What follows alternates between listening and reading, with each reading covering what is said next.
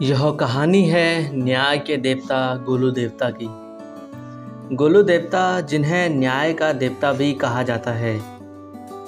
गोलू देवता अपने न्यायप्रिय स्वभाव एवं सभी की कामनाएं पूर्ण करने के कारण विश्व प्रसिद्ध हैं। गोलू देवता की यह लोक कथा लेकर मैं आपके सामने हाजिर हूँ।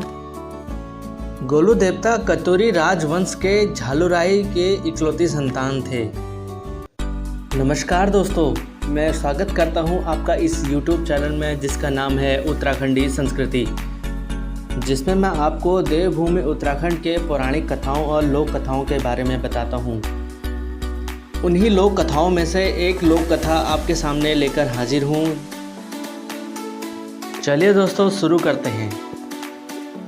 राजा झालुराय एक न्यायप्रिय, दयालु और तेजस्वी राजा थे। उनकी 7 रानियां थीं, परंतु उनमें से किसी की भी संतान नहीं थी। 7 रानियों की कोई भी संतान न होने की वजह से उनका वंश आगे न बढ़ने का उनको डर सताने लगा। वह काफ़ी चिंतित रहने लगे। एक दिन राजा एक ज्योतिषी से मिलने गए। ज्योतिषी ने राजा को भगवान भैरव की तपस्या करने को कहा और उसके बाद राजा झालुराय ने भगवान भैरव की तपस्या कर भगवान भैरव को प्रसन्न किया। भगवान भैरव ने दर्शन देकर राजा से तपस्या का कारण पूछा। तब राजा ने कहा कि हे भगवान, आप तो सब जानते ही हो, मेरी 7 रानियां हैं लेकिन एक से भी संतान सुख प्राप्त नहीं हुआ। यह बात सुनकर भगवान भैरव ने कहा, राजा, तुम बहुत उदारवादी और तेजस्वी राजा हो, लेकिन तुम्हारे जीवन में संतान सुख नहीं है। पर क्योंकि तुमने मुझे तपस्या करके प्रसन्न किया है, तो मैं तुम्हें वरदान में संतान का सुख दूंगा और तुम्हें निराश नहीं करूंगा। और भगवान ने कहा कि मैं स्वयं तुम्हारे घर पुत्र रूप में जन्म लूँगा, लेकिन इसके लिए तुम्हें 8वां विवाह करना होगा। यह बात सुनकर राजा बहुत प्रसन्न हुए और भगवान भैरव से पूछा कि वह भाग्यशाली स्त्री कौन होगी जिसके गर्भ से आप जन्म लेंगे। इस प्रश्न पर भगवान भैरव ने कहा कि यह उचित समय आने पर आपको स्वयं ज्ञात हो जाएगा कि आपकी 8वीं पत्नी कौन होगी। कई दिन बीत जाने के बाद राजा उस स्त्री की खोज में हमेशा लगा रहता था जिससे वह विवाह कर सके, लेकिन वह स्त्री उसे नहीं मिली। एक दिन राजा शिकार पर गए हुए थे। पूरे दिन शिकार के पश्चात उन्हें प्यास लगी तो सेवकों से उन्होंने पानी मांगा, पर पानी खत्म हो चुका था। इसीलिए सेवक पानी की तलाश में निकल गए और काफ़ी दूर तक चले गए थे और लौटकर वापस नहीं आए। राजा उनकी तलाश में एक तालाब के किनारे पहुंच गए, जहां उनके सिपाही मूर्छित पड़े थे। यह देखकर राजा चौंक गए और जैसे ही पानी पीने वाले थे, उनको एक स्त्री ने आवाज़ दी। बोला कि रुक जाओ, इन सब ने भी यही गलती की थी। यह तालाब मेरा है, मेरी आज्ञा के बिना तुम इस तालाब से पानी नहीं पी सकते हो। वह स्त्री बहुत सुंदर थी, जिस कारण राजा उसे एकटक देखते रहे। राजा ने बताया कि वह इस राज्य के राजा झालुराई हैं और पूछा कि देवी, आप कौन हो और इस वन में क्या कर रही हैं। उस स्त्री ने बताया कि वह पंच देवताओं की बहन कलिंगा है और झालुराय को यह साबित करने को कहा कि वह राजा हैं। इस पर झालुराय ने कहा कि आप ही बताएं देवी, मैं आपको अपने राजा होने का क्या प्रमाण दूं। स्त्री ने पास में ही आपस में लड़ते हुए 2 भैंसों को देखा और कहा, इनको अलग करके दिखाओ। अगर इनको अलग करोगे तो भी मैं मानूंगी कि आप राजा झालुराय हैं। राजा ने काफ़ी प्रयास किया, लेकिन वह सफल नहीं हो सके। यह देख कलिंगा ने स्वयं उन 2 भैंसों को अलग कर दिया और लड़ाई समाप्त करवा दी। राजा यह देखकर काफ़ी प्रभावित हुए और देवी कलिंगा को अपनी 8वीं पत्नी बनाने का ठान लिया। उसके बाद राजा ने विवाह का प्रस्ताव पंच देवताओं के सम्मुख रखा।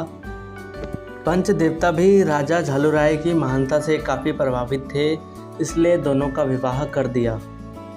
कुछ ही वक्त के बाद कलिंगा गर्भवती हो गई। यह देख सातों रानियां कलिंगा से जलने लगीं। सातों रानियों ने मिलकर यह योजना बनाई कि कैसे रानी कलिंगा की संतान को खत्म करना है। सातों रानियों ने कलिंगा से कहा कि एक ज्योतिषी ने उन्हें बताया है कि जन्म के वक्त अगर तुम अपनी संतान को देखोगी तो वह मर जाएगी। जल्द ही प्रसव का दिन आया। रानी कलिंगा की आंखों पर पट्टी बांध दी गई। रानी ने पुत्र को जन्म दिया। उन सातों रानियों ने बच्चे को गौशाला में फेंक दिया ताकि बच्चा पशुओं के पैरों के तले आकर मर जाए। और रानी कलिंगा को बताया गया कि उसने पत्थर को जन्म दिया है और खून से लथपथ पत्थर कलिंगा के गोद में रख दिया। और वहीं दूसरी तरफ गौशाला में बच्चे को खरोंच तक नहीं आई थी। वह गाय का दूध पीकर सकुशल था। यह देख सातों रानियों ने बच्चे को नमक के ढेर में दबा दिया और वह नमक का ढेर चीनी के ढेर में बदल गया। उसके बाद बिच्छुओं के बीच में फेंक दिया, पर बच्चे का बाल भी बाका न हुआ। जब रानियों को कुछ भी समझ नहीं आया तो बच्चे को संदूक में बंद करके काली नदी में बहा दिया। 7 दिन और 7 रात के बाद एक मछुआरे के जाल में वह संदूक जा फंसा। जब मछुआरे ने संदूक खोला तो उसमें से बच्चा निकला। यह देख मछुआरा और उसकी पत्नी काफ़ी प्रसन्न हुए क्योंकि उन दोनों की भी कोई संतान नहीं थी। दिन बीतते गए और लड़का बड़ा हो चुका था। दूसरी तरफ राजा झालुराई अपनी किस्मत से काफ़ी नाराज़ थे। एक दिन लड़के को अपने सपने में ज्ञात हुआ कि वह राजा झालुराई के पुत्र हैं और उनकी सौतेली माओ ने धोखे से उन्हें अपनी माता से दूर कर दिया था। साथ ही अपने जीवन का उद्देश्य, जन्म से जुड़ी घटनाएं, सब कुछ याद आ गया। सब कुछ ज्ञात होने के बाद लड़का अपने माता पिता मछुआरों के पास गया और घोड़े की मांग की। मछुआरा बेचारा बहुत गरीब था, घोड़ा खरीद पाने में सक्षम नहीं था, तो वह लकड़ी का घोड़ा लेकर आ गया। लड़का अपने भगवान भैरव के अवतार को जान चुका था, जिस कारण उसमें दैवी और चमत्कारी शक्तियाँ आ चुकी थीं। तो लड़के ने अपना चमत्कार से लकड़ी के घोड़े को जीवित कर दिया और घोड़े को लेकर राजा झालुराय की राजधानी की तरफ चल पड़े। राजधानी के समीप ही एक तालाब के किनारे सातों रानियां बैठी हुई थीं। यह देख लड़के ने अपने घोड़े को फिर से लकड़ी का घोड़ा बना दिया और रानियों के पास जाकर बोला कि हटो यहाँ से, मेरे घोड़े को पानी पीना है। रानियां यह देखकर हैरान थी कि लड़का काठ के घोड़े को पानी पिलाने लाया है। उनमें से एक रानी ने बोला कि तुम बालक पागल हो क्या? लकड़ी का घोड़ा कैसे पानी पी सकता है? यह सुनकर लड़का बोला, अगर इस राज्य की रानी एक सिलवटे को जन्म दे सकती हैं तो क्या मेरा लकड़ी का घोड़ा पानी नहीं पी सकता? रानियां लड़के का दुस्साहस देख काफ़ी क्रोधित हुईं और लड़के की शिकायत राजा से की। लड़के को पकड़कर राजा के सम्मुख लाया गया। राजा ने लड़के से पूछा, क्या तुम्हें इतना भी ज्ञात नहीं है कि काठ का घोड़ा पानी नहीं पीता? उसके बाद लड़के ने कहा, राजन, जब इस राज्य की महारानी सिलवटे को जन्म दे सकती है तो क्या मेरा लकड़ी का घोड़ा पानी नहीं पी सकता? साथ ही लड़के ने बताया कि वही राजा की इकलौती संतान है जिसे सातों रानियों ने मिलकर मारने की कोशिश की थी।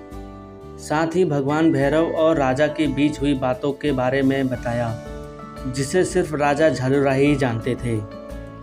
उन सब बातों को सुनकर राजा को लड़के की बातों पर यकीन आ चुका था कि वही लड़का उनकी संतान है। यह सब सुनकर वह रानियों पर बहुत क्रोधित हुए और उनको कारावास में डाल दिया। सातों रानियां चीखने और पुकारने लगीं और रानी कलिंगा और राजा से क्षमा याचना मांगने लगीं। लेकिन बालक के कहने पर राजा ने सातों रानियों को माफ़ कर दिया। कुछ वक्त के बाद राजा युवा हो चुके थे। राजा झालुराय के पश्चात उन्हें राज्य का भार संभालना था। और अपने तुरंत व सही न्याय के कारण ही उन्हें न्याय का देवता कहा गया है।